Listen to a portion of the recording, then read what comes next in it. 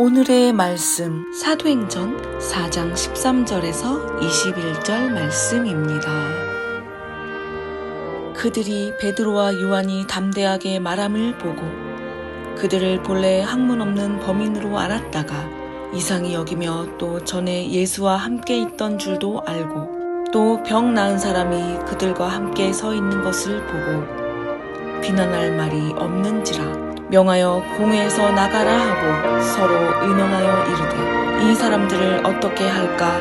그들로 말미암아 유명한 표적 나타난 것이 예루살렘에 사는 모든 사람에게 알려졌으니 우리도 부인할 수 없는지라. 이것이 민간에 더 퍼지지 못하게 그들을 위협하여 이후에는 이 이름으로 아무에게도 말하지 말게 하자 하고 그들을 불러 경고하여 도무지 예수의 이름으로 말하지도 말고 가르치지도 말라 하니 베드로와 요한이 대답하여 이르되 하나님 앞에서 너희 말을 듣는 것이 하나님의 말씀을 듣는 것보다 옳은가 판단하라.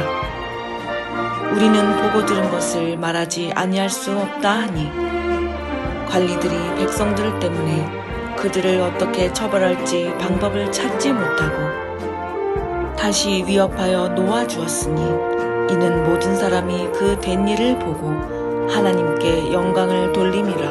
아멘. 오늘은 예수님의 버킷리스트라는 말씀으로 은혜 받도록 하겠습니다.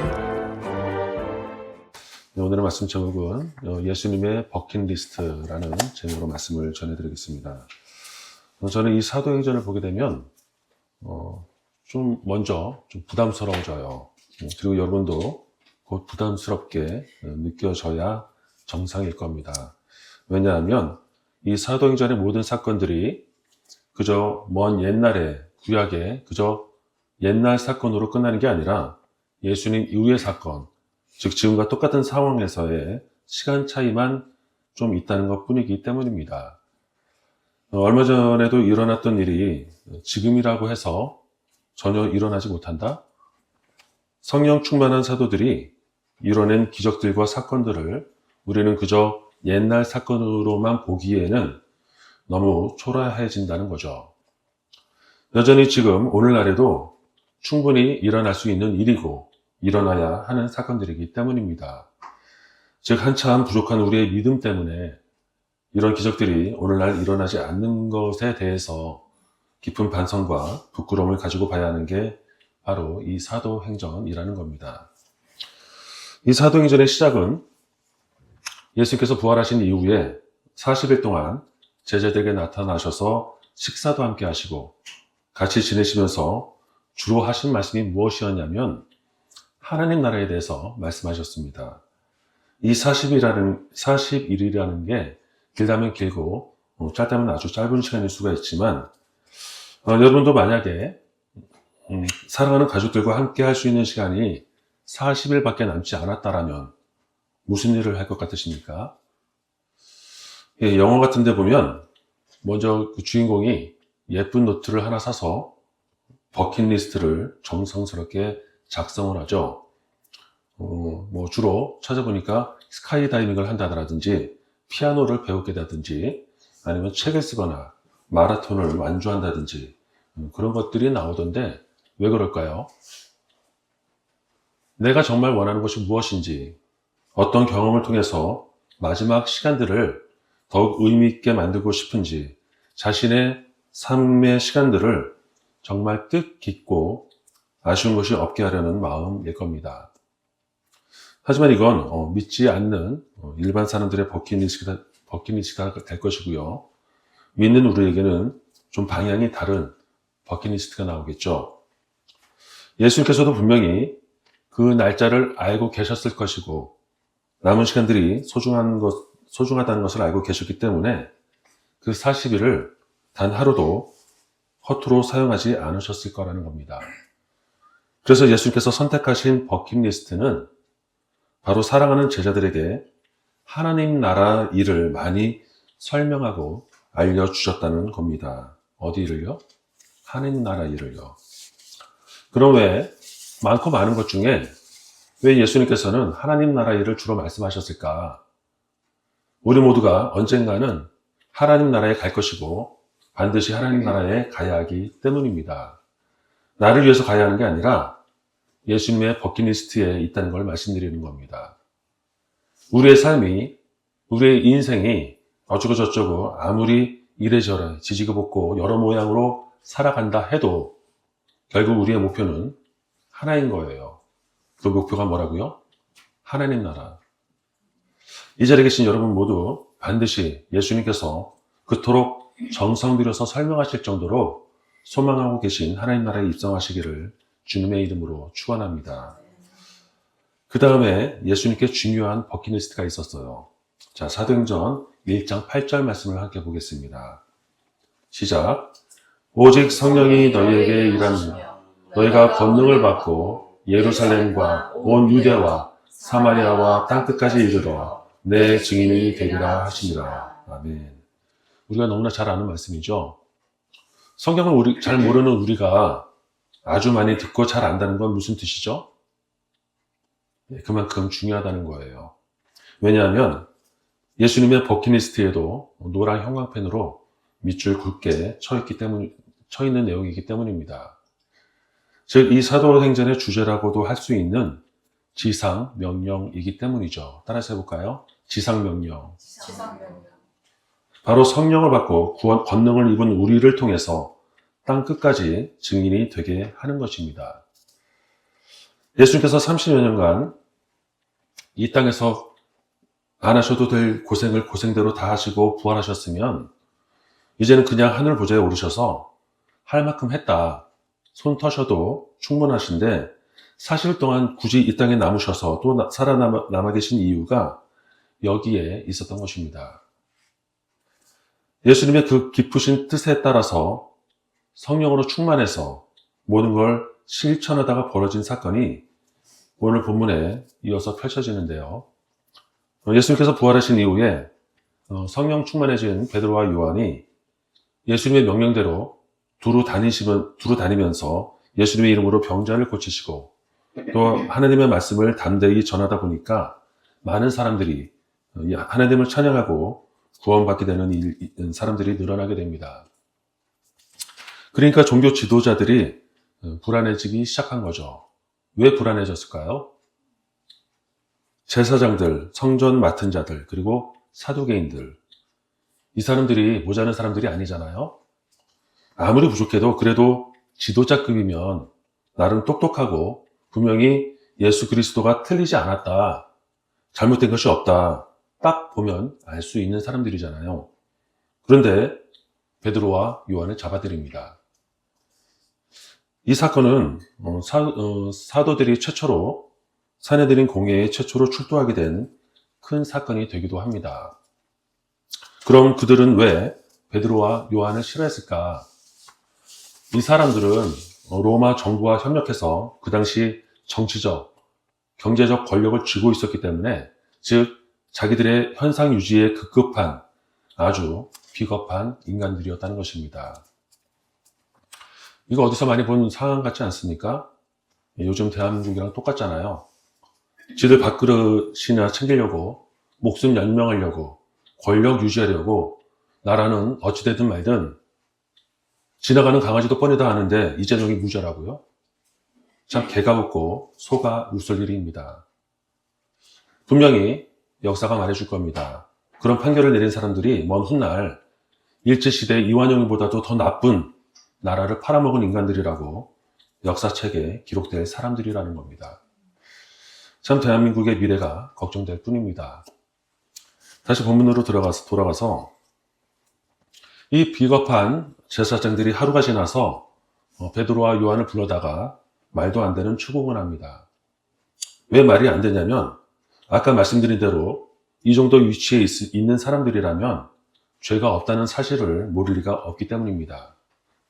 그러니까 베드로가 성령이 충만해져서 하늘의 복음을 정확히 전합니다. 베드로의 말씀의 요지는 이 한 구절로 대변할 수 있습니다. 사도행전 4장 12절 말씀을 볼까요?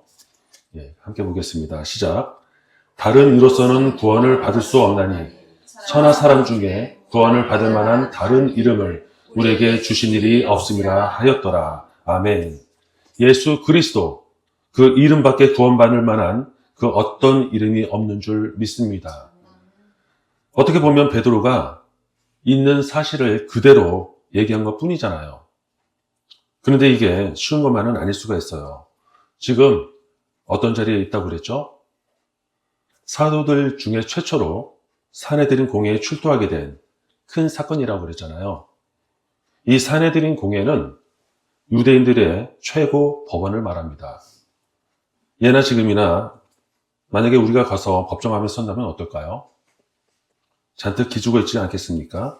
일반 보통 법원도 아니고 최고의 법원 앞에 섰는데 그냥 기죽어서 할 말도 못하고 멍하니 있다가 깨갱하고 내려오기 쉬울 수 있다는 거죠.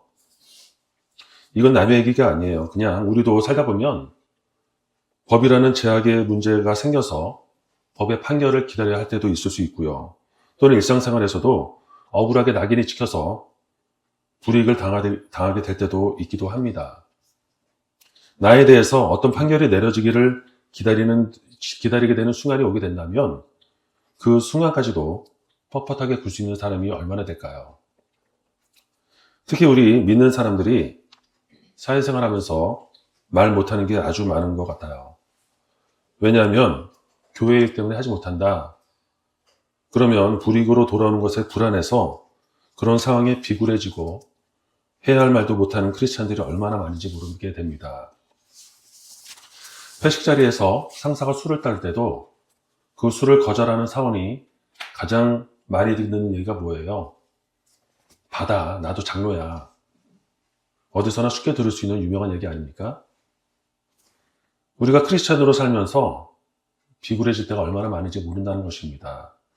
하물며 법정 앞에 서는 거라면 본능적으로 위축이 되는 게 당연할 수가 있다는 것이죠. 지금 베드로도 전혀 잘못한 것도 없고 오히려 정당하고 아무리 맞는 말을 하고 있지만 이 정신 나간 지도자들이 어떤 판결을 자기 마음대로 내릴지 모르는 상황이라는 거예요.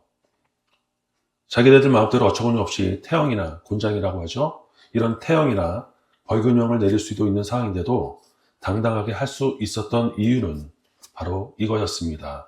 사도행전 4장 8절 말씀을 함께 보겠습니다. 시작. 이에 베드로가 성령이 충만하여 이르되 백성의 관리들과 장로들아. 아멘. 따라서 해볼까요? 성령이 충만하여. 지금 베드로가 처한 상황에서 모든 것을 이겨낼 수 있었던 것은 바로 성령 충만에 있었던 것입니다. 그러니까 이 제사장들의 모습은 어땠습니까? 아까 우리가 읽었었던 오늘 본문 14절 끝에 보니까 비난할 말이 없는지라. 또 16절에도 끝에 이렇게 나와요. 우리도 부인할 수 없는지라. 다행히 그나마 양심적이긴 해요. 우리는 이런 걸 보고 승리라고 합니다. 결국 이 사람들이 반박할 말이 없으니까 회유를 하기 시작합니다. 공갈협박하는 거죠. 오늘 본문 18절에 보시면 이렇게 말씀 나옵니다. 도무지 예수의 이름으로 말하지도 말고 가르치지도 말라. 이게 공갈협박이죠. 하지만 베드로가 어떻게 합니까? 우리 19절, 20절을 함께 합독하도록 하겠습니다. 19절, 20절입니다. 시작. 베드로와 요한이 대답하여 이르되 하나님 앞에서 너희의 말을 듣는 것이 하나님의 말씀을 듣는 것보다 옳다 판단하라. 우리는 보고 들은 것을 말하지 아니할 수 없다 하니. 아멘. 한 번 더 따라하겠습니다. 말하지 아니할 수 없다. 말하지 아니할 수 없다. 오늘 말씀 제목을 이걸로 할까도 생각했었거든요. 멋있는 말이지 않습니까? 뭘 말하지 아니할 수 없다는 거죠. 천한 사람 중에 구원을 받을 만한 다른 이름을 우리에게 주신 일이 없습니다. 오직 예수 그리스도 뿐인 줄 믿습니다. 말씀을 정리하겠습니다. 제가 어디 가서 우리 교회는 매일 예배가 있어요 라고 얘기하면 왜 그러냐고 신기하다고 놀라는 사람들이 있어요. 요즘 시대에 사실 쉽지 않죠. 일상생활에 방해가 되는 것 같기도 하고 다른 일을 하기 힘들다고 느낄 때도 있는 것도 사실입니다. 그런데 우리는 왜 그러죠? 오늘 본문을 준비하면서 그 해답을 다시 한번 찾게 됐는데요. 사도행전 2장 46절 말씀을 같이 보도록 하겠습니다. 사도행전 2장 46절입니다. 시작. 날마다 마음을 같이하여 성전에 모이기를 힘쓰고 집에서 떡을 떼며 기쁨과 순전한 마음으로 음식을 먹고. 아멘. 모든 기독교인들이 하는 말이 이제는 초대교회로 돌아가자, 초대교회처럼만 하자라고 주장합니다. 말만. 거짓말이죠.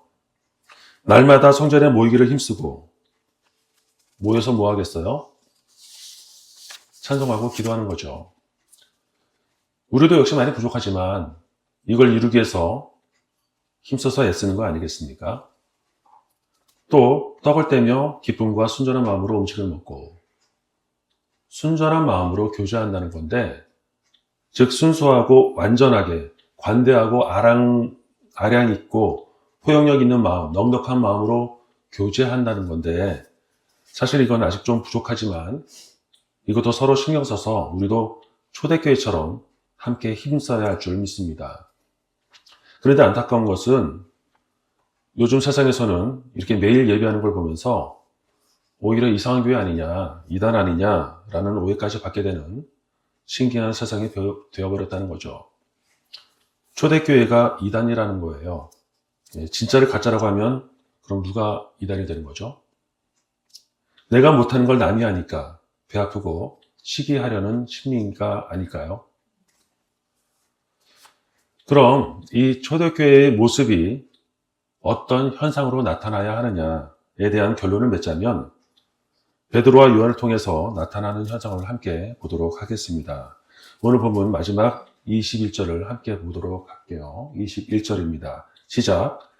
관리들이 백성들 때문에 그들을 어떻게 처벌할지 방법을 찾지 못하고 다시 위협하여 놓아주었으니 이는 모든 사람이 그 된 일을 보고 하나님께 영광을 돌립니다. 아멘.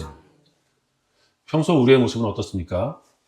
과연 우리를 통해서 우리의 하는 일들을, 모습들을 보면서 다른 사람들이 하나님의 영광을 찾게 되는 것 같습니까? 우리의 염려, 고민, 걱정들의 모습들까지도, 심지어 우리의 아픔마저도 하나님의 영광이 되는 그런 모습들이 되기 위해서 그 어떠한 모든 것들까지도 하나님께 영광이 되어야 한다는 것입니다. 그런 우리 모두의 땀의 결실로 하나님 나라의 영광이 나타나게 되고, 하나님 나라에서 그토록 우리를 기다리고 계시는 예수님의 버킷리스트가 모두 되기 위해서 오늘도 열심히 부단히 성령 충만을 향해 날마다 무릎으로 살아가게 되는 저와 여러분들이 되시기를 주님의 이름으로 축원합니다. 기도하겠습니다.